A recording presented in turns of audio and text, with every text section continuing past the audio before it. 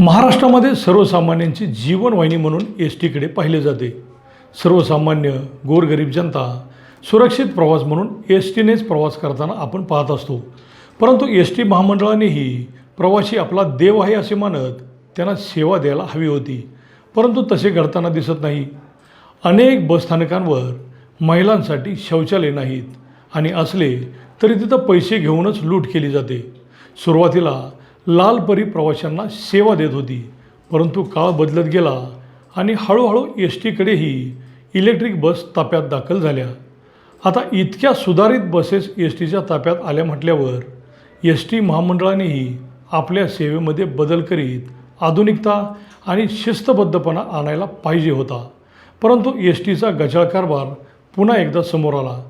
काय आहे नेमके हे प्रकरण आपण या व्हिडिओच्या माध्यमातून जाणून घेऊयात।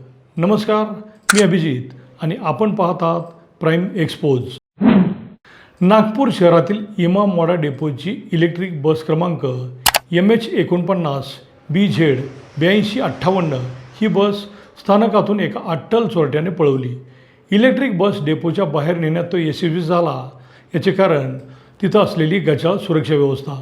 आरोपी विष्णू गणपती निलावार, जिल्हा रंगारेड्डी, तेलंगणा राज्य इथल्या या आरोपीनं नागपूर शहरातील इमामवाडा डेपोमधील बस पळवली आणि प्रचंड मोठी खळबळ उडाली। बस गायब झाल्याचे समजताच एस टी महामंडळ प्रशासन खडबडून जागे झाले। व्हेइकल ट्रॅकिंग सिस्टममुळे ती बस कुठे आहे हे समजणार होते। ती सिस्टम चेक केल्यानंतर सदर बस ही अमरावतीत असल्याचे दिसले। बसचे लोकेशन त्यांनी पोलिसांना पाठवले आणि तक्रार दाखल केली।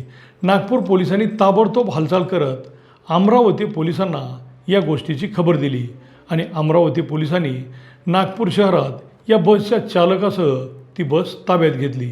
आरोपी विष्णू गणपती निलावार याच्यावर 20 गुन्हे दाखल आहेत। तेलंगणा राज्यातील या आरोपीने ही बस पळवली आणि ती दूर नेण्याचा प्रयत्न करीत असताना बसमधील चार्जिंग संपले आणि तो पोलिसांच्या जाळ्यात सापडला। या आरोपीला ई बस चोरी करणे, ती फिरवणे आणि चार्जिंग संपल्यावर तिचे महागडे टायर आणि बॅटरी काढून विकायचा छंद होता।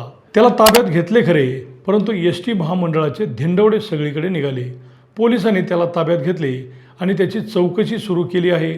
ही बस अत्याधुनिक बस आहे।